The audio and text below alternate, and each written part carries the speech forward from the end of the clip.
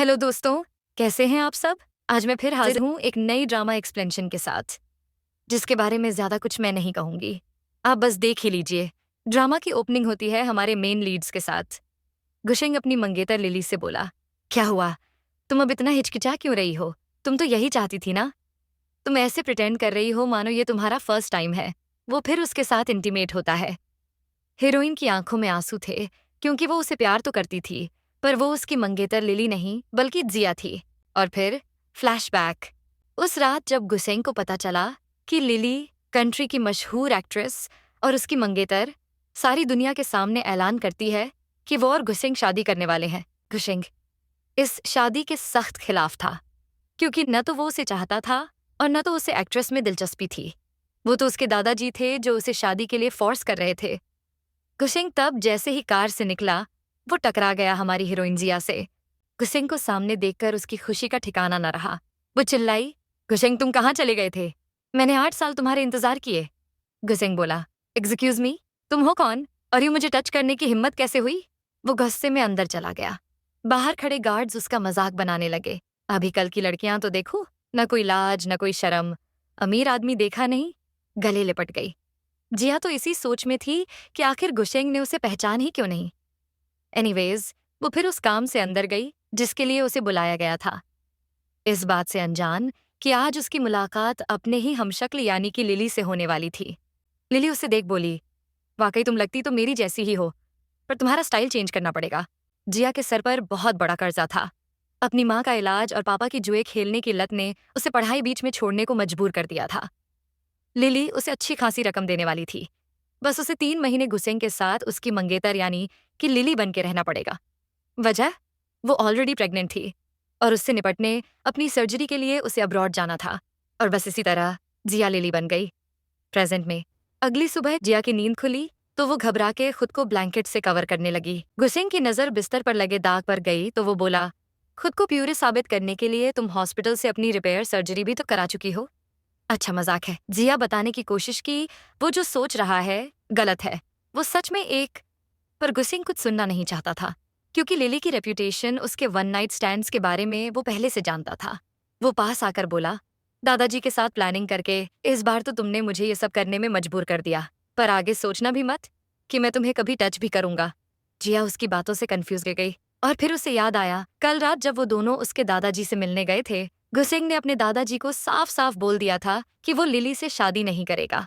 वो उठकर जाने लगा जब उसके दादाजी की तबीयत अचानक बहुत बिगड़ गई और उनकी बिगड़ती तबीयत के सामने गुसेंग को अपनी जिद छोड़नी पड़ी। उसे शादी के लिए हाँ कहना पड़ा। वो दोनों वापस डिनर करने बैठे। दादाजी ने मेड से गुसेंग के लिए स्पेशल सूप लाने को कहा, जिसके बाद उन्होंने जिया उर्फ लिली को आंख मारा था। वो समझ गई। तो फिर इसी वजह से कल रात गुशेंग इस तरफ गुशेंग जो कि जिया के सामने खड़ा था, उसे देखकर सोचने लगा कि लिली की आंखें इतनी जानी पहचानी क्यों लग रही। उसने सोचा, शायद कल का नशा अभी तक उतरा नहीं है। उसने वार्न किया, आगे से मुझसे कोसों दूर रहना, हम सिर्फ नाम के मंगेतर हैं, याद रहे। इतना कहकर वो चला गया, इस बात से अनजान कि यह लड़की लिली नहीं जिसे वो नफरत करता है, बल्कि जिया है जिसे वो कभी बेपनाह मोहब्बत किया करता था। जिया कमरे से बाहर निकली तो उसने गुसेंग को अपने बटलर से कहते हुए सुना, उसे पिल याद से दे देना, मैं नहीं चाहता कि वो मेरे बच्चे की माँ बने। ये सुन जिया का दिल टूट गया।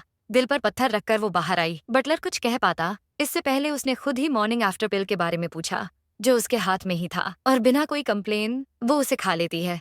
पर रूम में वापस आते ही वो टूटकर बिखर गई।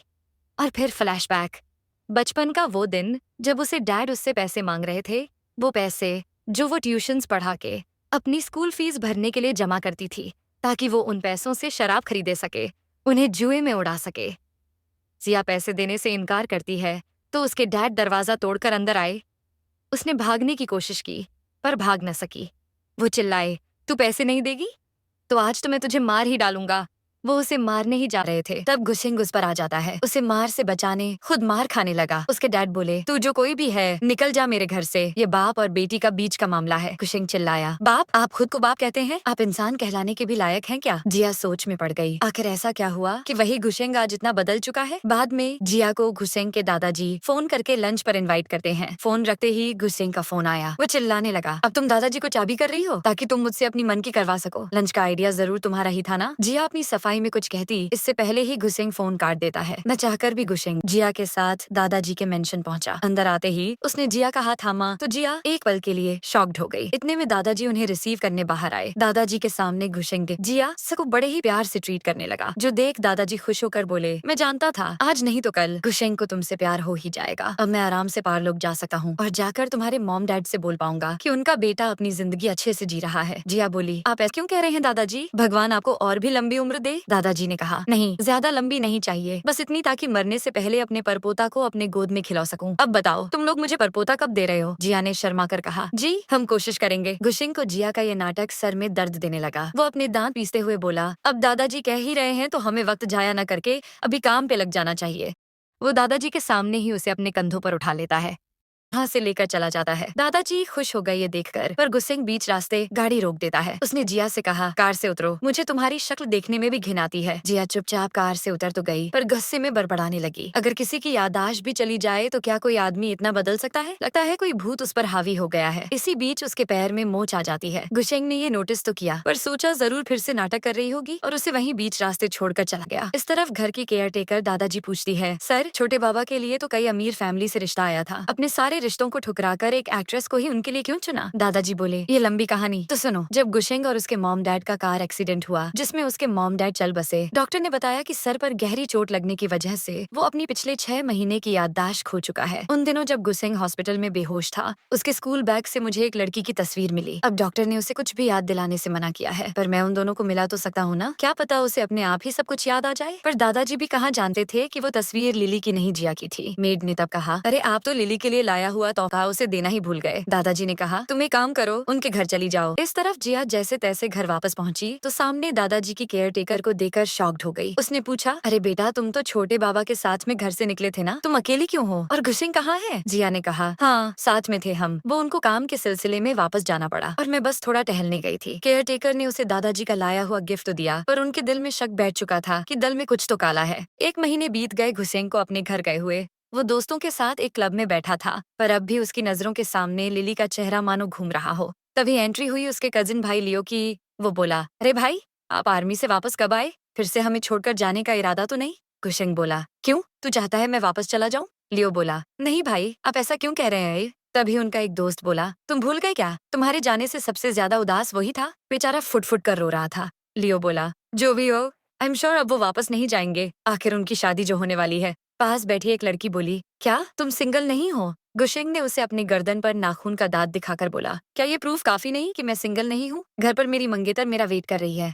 लियो बोला, और उनकी मंगेतर कोई ऐसी वैसी लड़की नहीं, कंट्री की सबसे मशहूर एक्ट्रेस है। गुसेंग ने तब दोस्तों से पूछा, आर्मी में रहते इंजरी की वजह से मुझे डिस्चार्ज लेना पड़ा, क्या इसी वजह मेरी याददाश्त पे कुछ असर पड़ा था? दोस्त बोला, जितना हम जानते हैं नहीं तो ऐसा तो कुछ नहीं हुआ। गुसेंग सोच में पड़ गया। उसे लग रहा था, ऐसा क्यों लग रहा है कि मैं कुछ बहुत जरूरी चीज या इंसान याद नहीं कर रहा। तभी उसे दादाजी का कॉल आया। वो गुस्से में बोले, तुझे साउथ की डील नहीं मिलेगी, मैं वो बिजनेस डील किसी और को सौंप रहा हूँ। गुसेंग ने पूछा तो वो और भी चिल्लाने लगे, तू लिली का ख्याल नहीं रख सकता? पता चला कि तू 1 महीने से घर नहीं गया, होटल में रात गुजार रहा है। जब तक तू अपनी होने वाली वाइफ को सही से ट्रीट करना नहीं सीख जाएगा, तुझे कुछ नहीं मिलेगा। इधर जिया दरवाजा खोलते ही गुसेंग को देख शॉक्ड हो गई, क्योंकि वो बहुत गुस्से में नजर आ रहा था। गुसेंग का मन कर रहा था लिली पर चिल्लाए, उसे भरा भुला बोलूं। उसकी हिम्मत कैसे हुई दादाजी से उसकी कंप्लेन करने की, पर उसकी मासूम आंखों ने उसे किस करने में मजबूर कर दिया। वो फिर गुस्से में बोला, तुम्हें आदमी की इतनी जरूरत है या? तुम्हें मैं इतना पसंद हूँ कि मुझसे अपनी मनमानी करवा रही हो और दादाजी से मेरी कंप्लेन भी करने लगी हो? जिया बोली, मैं कुछ समझी नहीं।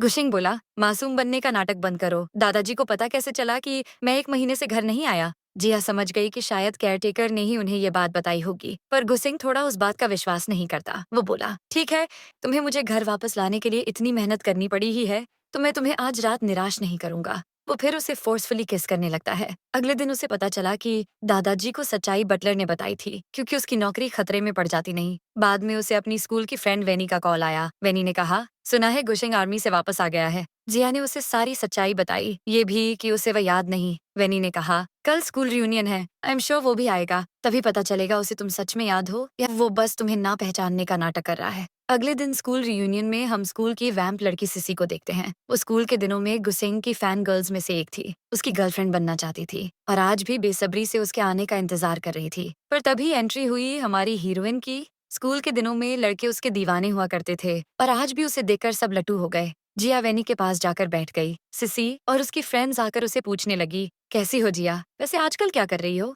जिया ने कहा, कुछ नहीं, बस छोटी मोटी नौकरी कर रही हूँ। ये सुन सिसी और उसकी फ्रेंड्स उसका मजाक बनाने लगी। स्कूल के दिनों में तो इतनी पढ़ाकू थी, अब भी बेचारी अमीर नहीं बन पाई। पहले भी गरीब थी और आज भी। शायद इसलिए गुसेंग ने उसे भाव नहीं दिया, चला गया उसे छोड़कर। तभी वहाँ गुसेंग भी आ जाता है। उसे देख एक पल के लिए उसके कदम वहीं ठहर गए। उसे याद आया, ये तो वही लड़की है जिससे मैं उस रात टकराया था। वो सोचने लगा कि उसकी आंखें लिली से इतनी सिमिलर क्यों हैं। अंदर जिया सिसी के इंसल्ट चुपचाप नहीं सुनती, बल्कि उसने करारा जवाब दिया। सिसी गुस्से में उसके ऊपर हाथ उठाने गई। जिया ने उसका हाथ पकड़ लिया, याद दिलाया कि अगर वो अपनी हरकतों से बाज नहीं आई तो आज फिर वही सोल्यूशन होगा जो 8 साल पहले हुआ था। और फिर फ्लैशबैक। सिसी और जिया के बीच इसी तरह दिन के क्लब में बहस हुई थी, क्योंकि सिसी वेनी के बॉयफ्रेंड के साथ फ्लर्ट कर रही थी। सिसी ने अपना झुंड बनाकर जिया को माफी मांगने पर मजबूर किया, पर तभी गुसेंग वहां आता है। उसने जिया को कहा, जिसकी गलती ना हो उसे कभी माफी नहीं मांगनी चाहिए, बल्कि करारा जवाब देना चाहिए। वो फिर जिया का हाथ पकड़कर सिसी के सर पर वाइन का ग्लास डाल देता है। गुसेंग बाहर से ये सब देखकर फाइनली अंदर आया। सिसी आते ही उसके पीछे पड़ी, पर हर बार की तरह गुसेंग ने उसे कोई भाव नहीं दिया। अपने फ्रेंड के पास जाकर बैठ गया। तभी वेनी वहां आई। गुसेंग से बोली, कैसे हो? तुम्हें हम सब याद भी है या नहीं? गुशेंग बोला, हाँ अच्छे से याद है। वेनी ने पूछा तो वह क्लास के हर स्टूडेंट का नाम बोलने लगा, पर जब उसने जिया की तरफ इशारा किया, गुसेंग चुप हो गया। उसे जिया याद नहीं थी, क्योंकि जिया ने तब उनके स्कूल में न्यू एडमिशन लिया था। जिया उदास होकर अपने आंसू पोंछते हुए वॉशरूम चली गई। फिर फ्लैशबैक। 8 साल पहले जब जिया स्कूल से घर लौट रही थी, पड़ोस की आंटी ने उसे बताया कि उसके नशेड़ी डैड ने उसकी गैर मौजूदगी में उसकी माँ को बहुत मारा और अब वो हॉस्पिटल में है। जिया हॉस्पिटल जाने के लिए भागी, पर तभी एक कार तेजी से उसकी तरफ आने लगी। उसके कदम डर के मारे वहीं जम गए, पर तब गुसेंग आया और उसे बचा लिया। वो चिल्लाई, अंधी हो क्या, देख के नहीं चल सकती? उसने रोते हुए बोला, प्लीज क्या तुम मुझे अपनी कार में लिफ्ट दे सकते हो? मेरी मॉम हॉस्पिटल में है। गुसेंग उसे लेकर हॉस्पिटल आया। डॉक्टर ने बताया कि इंटरनल ब्लीडिंग की वजह से उन्हें तुरंत ऑपरेशन करना पड़ेगा। जिया के पास ऑपरेशन के लिए पैसे नहीं थे। वो इधर उधर रिश्तेदारों को फोन करके पैसे की रिक्वेस्ट करने लगी, पर सब लोग मदद करने से मना कर देते हैं। गुशंग तब उसके लिए कुछ खाने को लाया था और वो सारी बातें सुनकर खाना वहीं छोड़ चला गया। बेबस जिया डॉक्टर से बता रही थी कि वह अपनी माँ का ऑपरेशन नहीं करवा सकती। डॉक्टर बोले, पर तुम्हारा बॉयफ्रेंड तो ऑलरेडी हॉस्पिटल बिल्स पे कर चुका है और हम तुम्हारी माँ को ओटी के लिए रेडी कर रहे हैं। जिया समझ गई कि गुशेंग ने ही उसकी इतनी बड़ी मदद की है, वो भी बिना कुछ बताए, बिना कुछ जताए। प्रेजेंट में वेनी जिया के पास आई तो जिया ने कहा, अब वो मुझे भुला ही चुका है तो मुझे भी मूव ऑन करना चाहिए। बस कुछ ही दिनों की बात है। असली लिली के वापस आने के बाद मैं उसे उसकी अमानत सौंपकर गुशेंग की जिंदगी से हमेशा के लिए चली जाऊंगी, ऐसी जगह जहां मुझे उसकी याद तक न पहुंच सके। इस तरफ गुशेंग रियूनियन से अपनी एक इम्पोर्टेंट मीटिंग के लिए निकल रहा था, जब जिया भी वॉशरूम से बाहर निकली। वो नजरें चुराकर जाने लगी, पर एक वेट्रेस से टकरा जाती है। इससे पहले कि वो गिरती या सारा वाइन का ग्लास उस पर गिरता, हमारा हीरो माशाल्लाह क्या कैच पकड़ता है। हमारी हीरोइन और ट्रे दोनों को आसानी से गिरने से रोक लेता है। जिया की आंखें तो फटी की फटी रह गई। गुशेंग उसकी आंखों में देख पूछा, तुम्हारा लिली के साथ क्या रिश्ता है? जिया एक पल के लिए घबरा गई, फिर बोली, वो एक फेमस एक्ट्रेस है और मैं मामूली लड़की, भला हम दोनों में क्या रिश्ता हो सकता है? तभी जिया को लिली के मैनेजर का कॉल आया और वो हर बारी में वहां से चली गई। जिया वॉशरूम जाकर मेकओवर करने लगी, क्योंकि उसे लिली बनकर एक डायरेक्टर से मिलने जाना था। हाउसकीपिंग स्टाफ अंदर आई तो उसे देखकर शॉक हो गई। क्या ये वही लड़की है जो कुछ देर पहले यहाँ थी, या कोई और? क्लब के सारे लोगों की आंखें बस उसी पर जम गईं। गुशिंग भी उसे देखकर शॉक्ड हो गया। सोचने लगा, वो यहाँ इस क्लब में क्या कर रही है? कहीं मुझे फॉलो तो नहीं कर रही? पर जिया ने गुसेंग को फुल ऑन इग्नोर किया और वहां से चली गई। वो फिर अपने मैनेजर के साथ एक नई फिल्म की ऑफर के लिए मशहूर डायरेक्टर से मिलने पहुंची, जहां गुशेंग भी मौजूद था। डायरेक्टर तो गंदी नजरों से जिया को घूरने लगा, जिससे जिया अनकंफर्टेबल महसूस करने लगी, और गुशेंग भी सब कुछ नोटिस कर रहा था। जिया ने डायरेक्टर की फ्लर्टिंग से बचने के लिए उन्हें ड्रिंक ऑफर की, तो डायरेक्टर अपने लिमिट्स और भी ज्यादा क्रॉस करने लगा। करीब आकर बोलने लगा, तुम इतनी सती सवित्री क्यों बन रही हो? कुछ महीने पहले ही तो हमने साथ में रात बिताई थी, भूल गई? जिया गुस्से में डायरेक्टर को खुद से दूर करती है और डायरेक्टर बौखला गया। चिल्लाने लगा कि अगर तुमने माफी नहीं मांगी तो मैं भी देखता हूँ तुम्हें इस फिल्म इंडस्ट्री में कौन काम देता है। मैनेजर ने जिया को चुपचाप डायरेक्टर से माफी मांगने को कहा, पर तभी गुसेंग बीच में बोल पड़ा, लगता है तुम्हारे पास कंट्री की ताजा खबर नहीं है, जानना नहीं चाहोगे? डायरेक्टर बोला, जी मिस्टर गुसेंग, मैं कल ही अब्रॉड से वापस आया हूँ, बताइए क्या खबर है? डायरेक्टर डर से कांपने लगा जब उसे लोगों से पता चला कि लिली कोई मामूली एक्ट्रेस नहीं बल्कि मिस्टर गुशेंग की फियांसी है।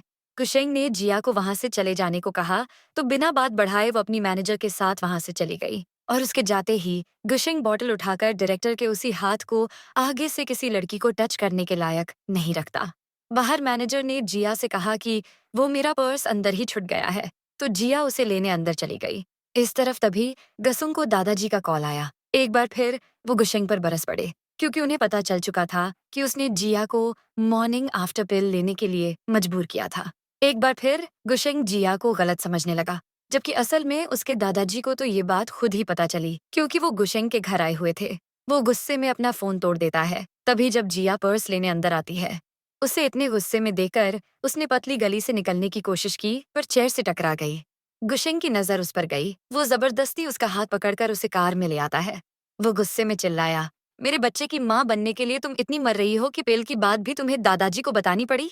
तो ठीक है, मैं तुम्हारी ये इच्छा यही पूरी कर देता हूँ। वो गुस्से में उसके साथ इंटीमेट होने की कोशिश करने लगा तो जिया घबराकर बोली, प्लीज नहीं, तुम कहो तो मैं तुम्हारे सामने कभी नहीं आऊंगी, तुमसे किलोमीटर दूर रहूंगी। उसे रोते देखकर गुशेंग उसे छोड़ देता है। जिया लड़खड़ाकर कार से निकल देती है। उसकी ड्रेस फट चुकी थी फिर भी पैदल जाने लगी। जो गुशेंग नोटिस करता है वो कार से बाहर निकलता है। उसके पास जाने लगा तो जिया घबराकर उससे दूर हो गई। गुशेंग अपना कोट उसे सौंपकर जाने लगा तभी ये कार तेजी से उसकी तरफ आ रही थी तो जिया गुशेंग को धक्का देकर दूर कर देती है जिससे उसके पैर में गहरी चोट लग गई। ड्राइवर उसके पास आया पर गुशेंग उसे हटाकर जिया को अपने गोद में उठाकर सीधे हॉस्पिटल ले आता है। डॉक्टर ने बताया कि चोट ज्यादा गंभीर नहीं है, बस कुछ ही दिनों में ठीक हो जाएगा। गुशेंग जिया से कुछ कहने वाला था, इससे पहले जिया बोली, बस ये कोई आखिरी बार था, मैं आगे से आपके सामने नहीं आऊंगी। आज अगर आपकी जगह कोई और होता तब भी मैं यही करती। अब आप जा सकते हैं, नर्स है मेरी देखभाल के लिए। गुशेंग सोचने लगा, क्या ये मुझे यहाँ से निकाल रही है? गुशेंग गुस्से में बोला, ज्यादा संत बनने की एक्टिंग करने की जरूरत नहीं, और हाँ, मुझे तुम्हारी प्रोटेक्शन की भी जरूरत नहीं। इतना कहकर वो गुस्से में वहां से चला गया। और फिर फ्लैशबैक, बचपन का वो दिन जब जिया और उसकी फ्रेंड वेनी को कुछ बदमाश चेयर रहे थे। तब हमारा हीरो गुशेंग आकर उनकी अच्छी धुलाई करता है। उसके दोस्त भी आकर उनके साथ भिड़ जाते हैं। वो सब फिर साथ मिलकर समुद्र किनारे आ गए। वेनी की दोस्ती गुशेंग के दोस्त वांग से हो गई। वो सब मिलकर ढेरों बातें करने लगे। शाम ढलने लगी तो वांग बोला, वेनी का घर मेरे रास्ते में पड़ता है तो मैं उसको घर ड्रॉप कर दूं। गुशेंग ने कहा, ठीक है, तो मैं जिया को घर छोड़ देता हूँ। ये सुन जिया की धड़कनें तेज हो गईं। आखिर वो उसे पसंद तो करने लगी थी। उसने देखा कि गुशेंग बुरी तरह से घायल है तो वेनी से बैंडेड ले ली। वो उससे बात करने की कोशिश करती है पर गलती से उसके साथ टकरा गई। गुशेंग ने उसे अपनी बाहों में पकड़ लिया। जिया शर्मा कर थैंक यू बोली, फिर कहा, जरा अपना हाथ आगे बढ़ाना। वो फिर उसकी हाथ में बैंडेड कर देती है। उस दिन मेरी मदद करने के लिए धन्यवाद। और ये तुम्हारे लिए? गुशेंग ने पूछा, ये क्या है? वो कागज कहती है, तो एक प्रॉमिस लेटर था कि वो उसे उसके सारे पैसे लौटा देगी। प्रेजेंट में घुसे ख्याल आया कि जिया ने कुछ खाया नहीं होगा। वो स्टोर गया उसके लिए खाना लेने। कुछ चीजें देखकर एक पल के लिए सोच में पड़ गया। ऐसा क्यों लग रहा है कि मैं पहले भी ये सब कर चुका हूँ? फाइनली जब वह वापस आया, जिया ऑलरेडी सो चुकी थी, पर फिर भी उसका दिल उसे छोड़ने नहीं देता। वो सारी रात बाहर ही बैठा रहा। सुबह हुई तो खाना वहीं दरवाजे पर लटका कर चला गया, जिस पर सीधा नजर पड़ी लिली की मैनेजर की। जब वो जिया से मिलने आई, मैनेजर ने आकर पूछा, क्या तुम लिली की जिंदगी जीते जीते गुशेंग को सच में अपनी फियांसे नहीं समझने लगी हो? आखिर उसने तुम्हें हॉस्पिटल क्यों लेकर आया था? जिया बोली, नहीं, आप मुझे गलत समझ रही हैं, और मैंने तो उनकी जान बचाई थी, इसलिए केवल इंसानियत के लिए उन्हें हॉस्पिटल लेकर आई। मैनेजर ने बताया, लिली की सर्जरी हो चुकी है, वो जल्द ही चाइना वापस लौटने वाली है। भूलो मत, उसके आने पर तुम्हें ये जगह खाली करनी होगी। तब तक अगर कोई प्रॉब्लम हो मुझे फोन करना। ये सुन जिया का दिल बैठ गया, पर ठीक ही तो बोल रही थी वह। मैनेजर बाहर जाकर खाने का पैकेट डस्टबिन में फेंक देती है। कुछ दिनों बाद गुसेंग कैलेंडर देखते हुए ये सोच खुश हो रहा था कि फाइनली लिली आज हॉस्पिटल से डिस्चार्ज होने वाली है। पर जैसे ही बटलर आया उसने हड़बड़ी में फोन बंद कर दिया। पूछा, आज तारीख कौन सी है? बटलर ने सोचा, क्या ये थोड़े ही देर पहले कैलेंडर ही नहीं देख रहे थे? वो बोला, बॉस, आज मैडम घर आने वाली हैं, क्या आप उन्हें पिक करने जाएंगे? गुशेंग का दिल तो यही चाहता था, क्योंकि ना जाने क्यों उसने लिली को इन दिनों बहुत मिस किया।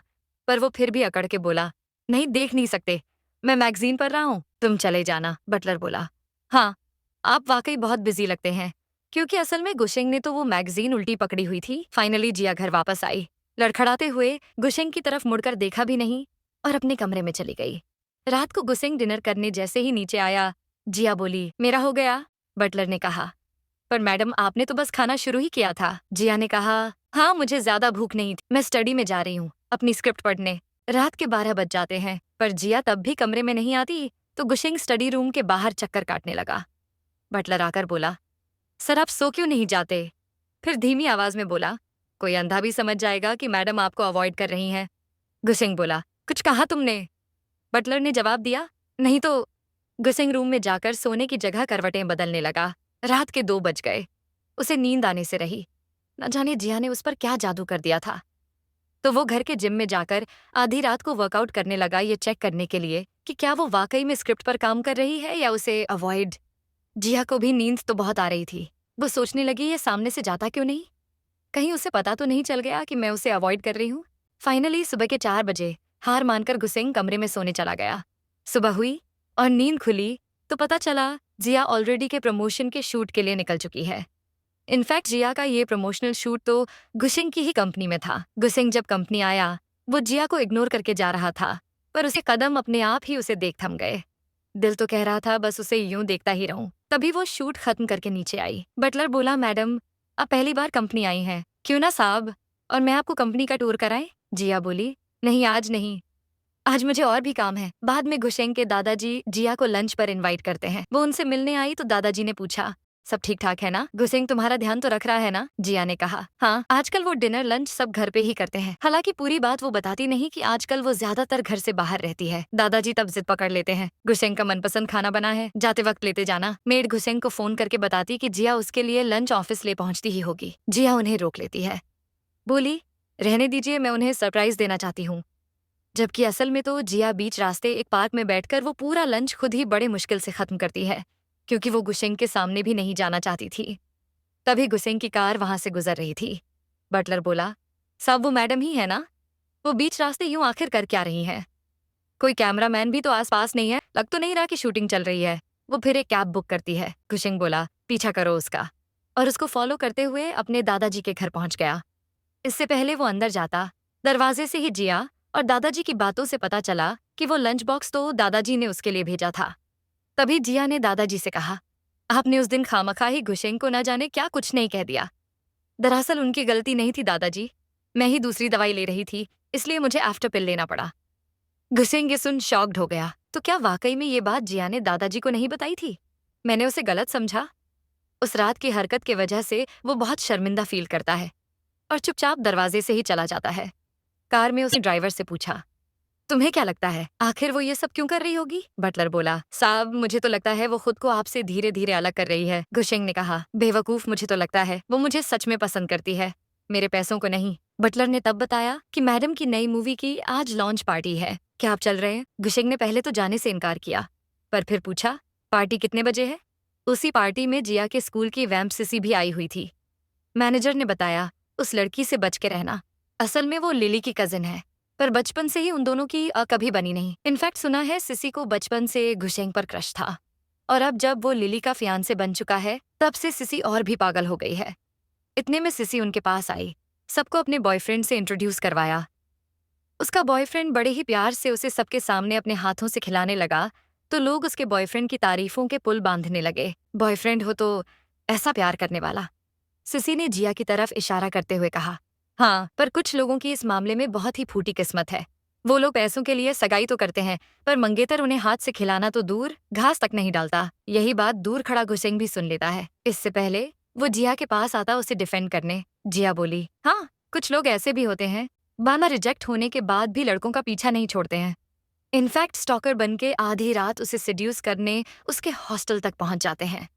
सिसी ये सुन हैरान रह गई, जो कुछ उसने स्कूल लाइफ में गुशेंग को पाने के लिए किया था, आखिर वो उसके कजिन को कैसे पता है? उसका बॉयफ्रेंड नाराज होकर वहां से चला गया और सिसी भी मुंह फुलाकर चली गई। दूर खड़ा बटलर बोला, साहब आप मैडम से मिलेंगे नहीं? गुशेंग ने कहा, नहीं, उसे मेरी जरूरत नहीं, और वहां से चला गया। बाद में जिया स्विमिंग पूल के पास गहरी सोच में थी, जब सिसी लोगों के सामने उसका तमाशा बनाने के लिए उसे पूल में गिराने की कोशिश करती है, पर बेचारी खुद ही पूल में गिर गई। वो चिल्लाई, माना कि मैं तुम्हें बचपन से पसंद नहीं, पर इतनी नीच हरकत तुम कैसे कर सकती हो लिली? जिया बोली, मैंने तुम्हें पुल में गिराया या तुम मुझे गिराना चाहती थी? गुशेंग अंदर से ये सब सुन रहा था, देख रहा था उसकी फियांसे इस मैटर को कैसे हैंडल करती है। लोग लिली को भला बुरा कहने लगे, इतनी फेमस एक्ट्रेस होकर इतनी नीच हरकत, तुम्हें अपनी कजिन से माफी मांगनी ही होगी। पर तभी फरिश्ता बनके गुशेंग का कजिन लियो आ टपका। वो बोला, मेरे फोन में सब कुछ रिकॉर्डेड है। उसने सिसी से पूछा, क्या वाकई लिली ने तुम्हें पूल में गिराया? कहो तो सबको मैं ये रिकॉर्डिंग दिखा सकता हूँ। सिसी तब दांत पीसते हुए बोली, नहीं, शायद मिसअंडरस्टैंडिंग हुई है, मेरा ही पैर फिसल गया था। वो सर झुकाकर चली गई और लियो ने खुद को इंट्रोड्यूस किया। हेलो भाभी, आप मुझे जानती नहीं होंगी, मैं हूँ आपका प्यारा देवर। वो फिर अपना जैकेट उसे देता है क्योंकि जिया के कपड़े भीग गए थे।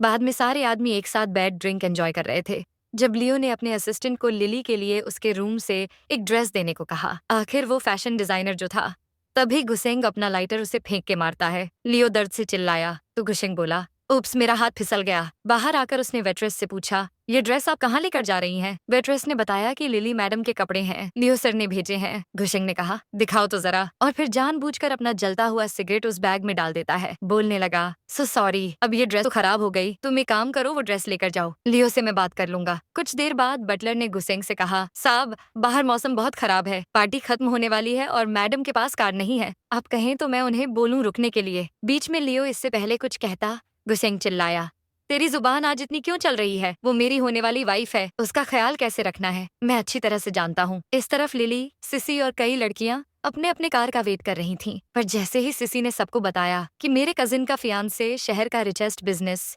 मैन मिस्टर गुशेंग है और वो अभी मेरी कजिन को लेने आने वाले हैं, सारी लड़कियां वहीं वेट करने लगीं ताकि वो एक नजर गुशेंग को देख सकें। जिया सोचने लगी, ये सिसी की बच्ची ने फिर से मुझे फंसा दिया। गुशेंग कहाँ मुझे लेने आएगा? बहुत देर तक सब लोग गुशेंग का इंतजार करते हैं। तंग आकर सिसी ही जिया का फोन लेकर गुशेंग को कॉल करने गई तो खींचातानी में जिया का फोन गिर गया और तभी गुशेंग की कार उनके सामने आ रुकी। लोगों का मुंह खुला का खुला रह गया। जब गुशेंग कार से निकला, बड़े ही प्यार से उसने जिया से पूछा, कहीं मैंने बहुत इंतजार तो नहीं करवाया? चलो घर चलते हैं।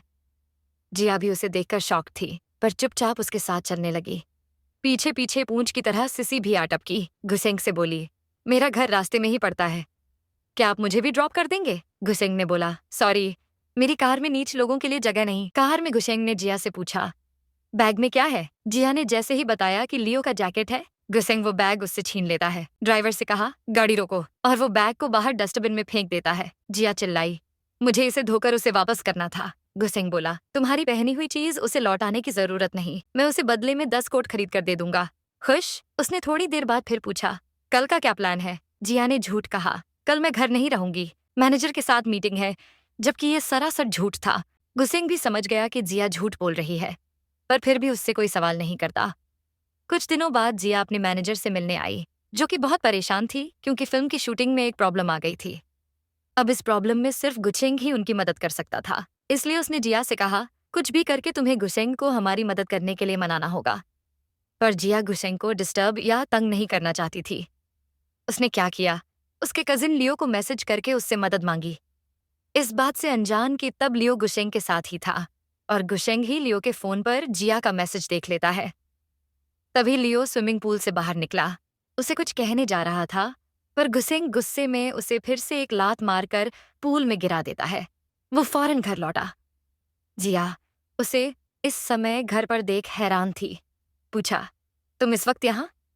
गुसेंग हंसकर बोला, ये मेरा घर है, अब क्या अपने घर आने के लिए भी मुझे तुमसे परमिशन लेनी पड़ेगी? जिया ने कहा, मैं कुक को कहती हूँ, वो तुम्हारा खाना गर्म कर देंगे। पर गुसेंग उसे जाने नहीं देता। बोला, क्यों, तुम उदास हो मुझे देकर? मेरी जगह कहीं लियो का इंतजार तो नहीं कर रही थी? जिया बोली, मैं कुछ समझी नहीं। गुसेंग तब उसे मैसेज का स्क्रीनशॉट दिखाता है जो उसने लियो को भेजा था। वो बोला, 2 दिन हुए लियो से मिले और तुम मुझसे मदद मांग रही हो? ओह, मैं क्या मर गया हूँ? जिया भी गुस्से में चिल्लाई, और क्या मुझे तुमसे मदद मांगने की परमिशन है? तुमने ही तो मुझे तुमसे कोसों दूर रहने को वार्न किया था, तो मैं किससे मदद मांगती हूँ, इससे तुम्हें क्या? वो गुस्से में जाने लगी, पर गुसेंग गुशेंग उसे जाने नहीं देता। वो चिल्लाया, क्योंकि तुम मेरी हो। वो फिर उसे पैशनेटली किस करने लगा। अगली सुबह जिया की नींद खुली। वो उठकर जाने लगी तो गुशेंग बोला, आइंदा से किसी गैर मर्द से मदद मांगी तो मुझसे बुरा कोई नहीं होगा। जिया कुछ कहे बिना चली जाती है। डिनर पर गुशेंग ने पूछा, जिया कहाँ है? बटलर बोला, मैडम ने कहा उन्हें भूख नहीं है। ये सुन गुशेंग खुद ही जाकर जबरदस्ती जिया को नीचे लेकर आता है। उसे डिनर करने को बोलता है, भले ही उसे भूख हो या ना हो। जिया जल्दी जल्दी खाना खत्म कर उठकर जाने लगी तो गुशेंग ने कहा, मैंने तुम्हें वापस अपने कमरे में जाने की परमिशन नहीं दी है। उसकी बातों से जिया का गुस्सा इतना बढ़ जाता है कि वो नंगे पांव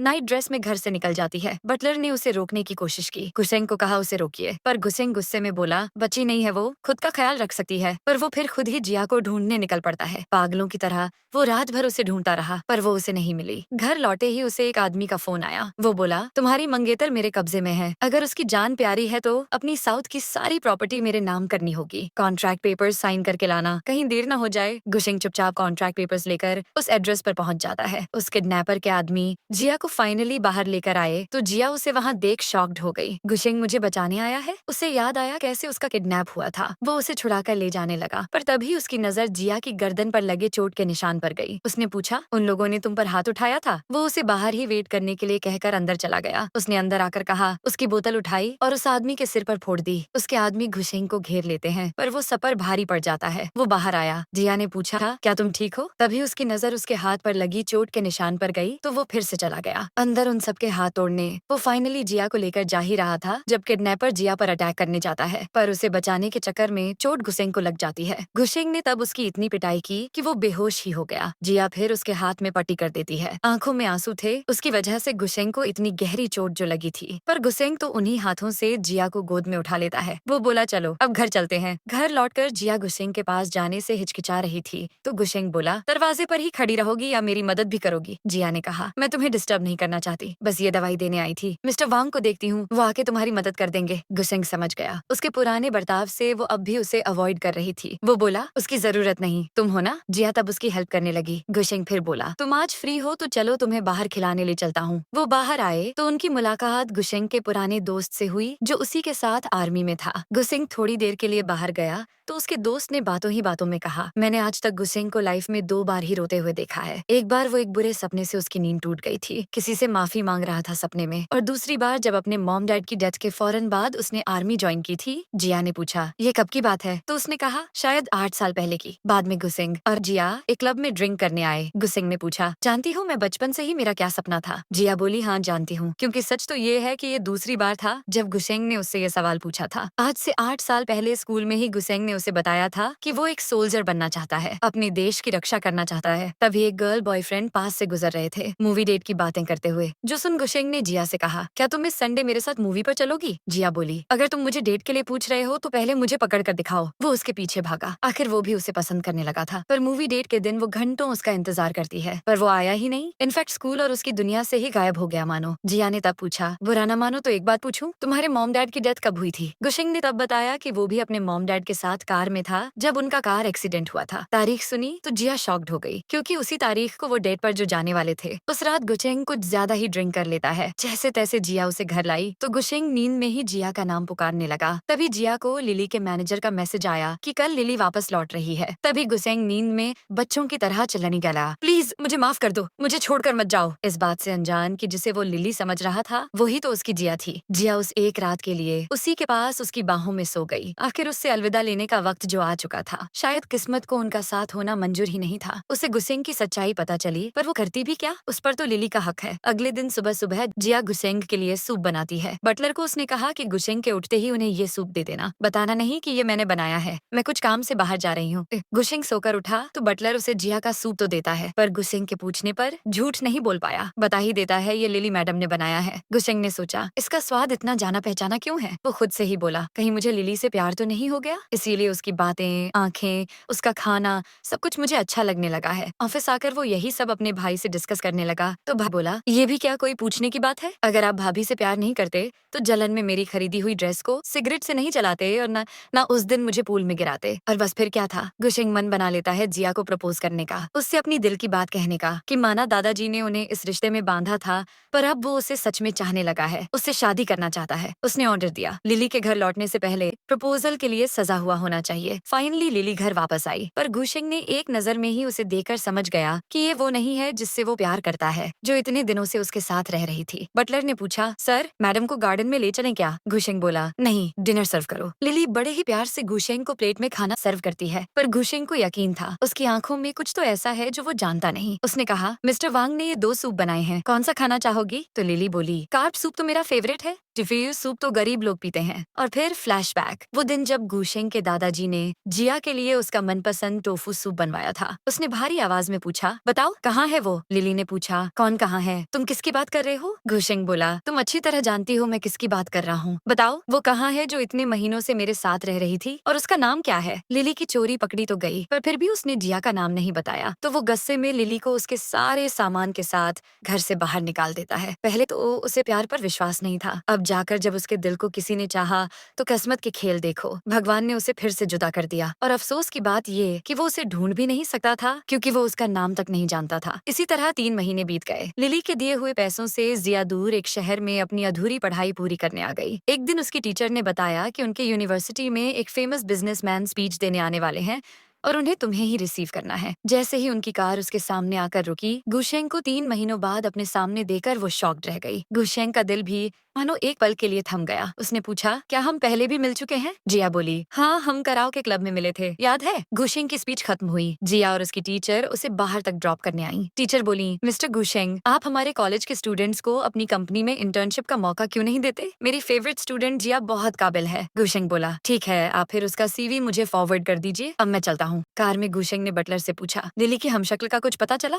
बटलर ने कहा, जी नहीं। गुशेंग बोला, इस जिया के बारे में सारी जानकारी पता करो। और फिर कुछ ही दिनों बाद जिया अपने दोस्त के साथ क्लब आई तो उसकी मुलाकात फिर से गुशेंग से हुई। बातों ही बातों में गुशेंग को पता चला कि जिया पैसों की तंगी के कारण पिछले कुछ महीनों से अपनी पढ़ाई से ब्रेक ले रही थी। उसे शक हुआ। उसने अपने भाई को इशारा किया, पता लगाओ पिछले कुछ महीनों में जिया कहाँ थी, क्या कर रही थी? तभी क्लब में गुशेंग का दोस्त भी आ पहुंचा और सबकी नजर जिया पर पड़ी तो सोचने लगे कि इसकी शक्ल गुशेंग की मंगेतर से इतनी मिलती जुलती कैसे है। उन्होंने गुशेंग से उसकी शादी की बात छेड़ी तो गुशेंग बस इतना बोला, वो मुझसे रूठ कर चली गई है, बस उसी की तलाश में हूँ। एक बार मिल गई तो मैं उसे फिर अपने से दूर नहीं जाने दूंगा। बाद में जिया कैब का इंतजार कर रही थी जब गुशेंग की कार उसके सामने आ रुकी। वो बोला, चलो मैं तुम्हें घर छोड़ देता हूँ। जिया ने इनकार किया तो गुशेंग कार से उतरा, अपना कोट उसकी कमर पर बांध दिया, बोला, तुम्हारे कपड़ों पर दाग लगा है, रात भी बहुत हो चुकी है, कार में बैठो, मैं तुम्हें खा नहीं जाऊंगा। जिया चुपचाप कार में बैठ गई। गुशेंग ने पूछा, तुम्हारे पीरियड्स चल रहे हैं? जिया उसके सवाल से शॉक्ड हो गई। उसने हाँ कहा तो उसे याद आया कि लिली या वो जो कोई भी थी, उसका भी डेट हर महीने 15 तारीख को ही आता था। तभी लियो ने गुशेंग को फोन कर बताया कि जिया वो लड़की नहीं हो सकती, क्योंकि पिछले कुछ महीनों से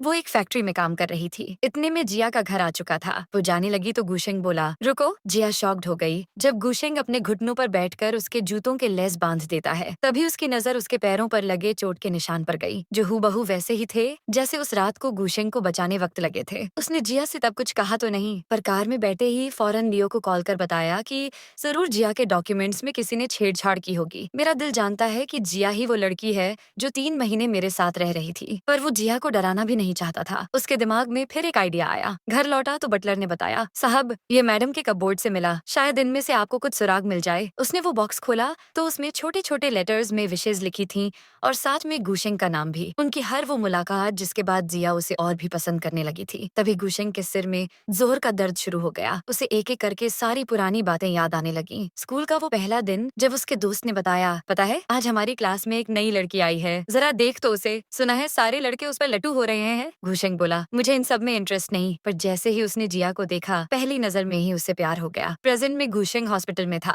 होश आया तो लियो बोला, भाई आप 3 दिन से बेहोश थे, आखिर हुआ क्या था आपको? गुशेंग बोला, मुझे सब कुछ याद आ गया है, मेरा पहला प्यार याद आ गया है। इस तरह लिली को पता चल चुका था कि गुशेंग पागलों की तरह उसकी हमशक्ल को ढूंढ रहा है, ये भी कि वो जिया से मिल चुका है। इससे पहले कि गुशेंग को सच्चाई पता चले या जिया खुद ही गुशेंग को सब बता दे, उसने जिया को रास्ते से हमेशा के लिए हटाना सही समझा। अगले दिन शाम को जिया को एक अनजान नंबर से कॉल आया कि उसकी फ्रेंड वेनी एक क्लब में है और उसने कुछ ज्यादा ही ड्रिंक कर ली है। वो उसे लेने पहुंची तो वहाँ वेनी नहीं बल्कि लिली के भेजे हुए गुंडे मौजूद थे। पर इससे पहले कि जिया के साथ कुछ गलत होता, उसका प्यारा देवर आकर उसे बचा लेता है। इस तरफ लिली अपनी मैनेजर के साथ देखने आई कि उसके भेजे हुए गुंडों ने जिया का काम तमाम किया या नहीं, पर वहाँ वो जिया की जगह गुशेंग को देखकर शॉक्ड हो गई। आखिर ये सारी प्लानिंग उसी की तो थी। उसी ने लिली लिली तक ये खबर पहुंचाई कि वो जिया को ढूंढ रहा है ताकि वो लिली को रंगे हाथों पकड़ सके। लिली चिल्लाई, आखिर रखा क्या है उस 2 टके की लड़की में जो तुम मुझे छोड़कर उसके प्यार में पागल हो चुके हो? तुम्हारी मंगेतर मैं हूँ और वो तो तुम्हारे साथ सिर्फ पैसों के लिए थी। गुशेंग ने तब उसे बताया कि वो जिया ही है जिसे उसने बचपन से चाहा है। इनफैक्ट उसने फिर बताया कि उसने लिली की सारी बातें रिकॉर्ड कर ली हैं। इसलिए अगर तुम नहीं चाहती कि पब्लिक के सामने तुम्हारा मजाक बने तो ये पैसे ले लो जो तुमने जिया को दिए थे, और अगर आइंदा तुमने फिर उसे चोट पहुंचाने की कोशिश की तो मुझसे बुरा कोई नहीं होगा। लिली गुस्से में वो चेक लेकर वहाँ से चली गई। तभी गुशेंग को वेनी ने फोन करके बताया कि जिया हमेशा के लिए ये देश छोड़कर जा रही है। गुशेंग जैसे तैसे एयरपोर्ट पहुंचा, पर बहुत देर हो चुकी थी। उसकी फ्लाइट उड़ान भर चुकी थी। बटलर ने कहा, कोई बात नहीं साहब, आप उस देश जाकर भी तो उसे वापस ला सकते हैं। गुशेंग उदास हो गया। घर जाने के लिए वापस मुड़ा तो सामने जिया खड़ी थी। वो बोली, मुझे लिए बिना ही चले जाओगे? गुशेंग हंसकर बोला, नहीं, पर घर लौटने से पहले मैं तुम्हें कहीं और ले जाना चाहता हूँ। जिया ने पूछा, कहाँ? गुशेंग बोला, हमारी पहली मूवी डेट जो अधूरी रह गई थी। इसी के साथ हमारे इस ड्रामे का दी एंड होता है। अगर आपको ये एक्सप्लेनेशन अच्छा लगा हो तो मेरे चैनल को सब्सक्राइब करें और इस वीडियो को लाइक करना न भूलें। Thanks for watching.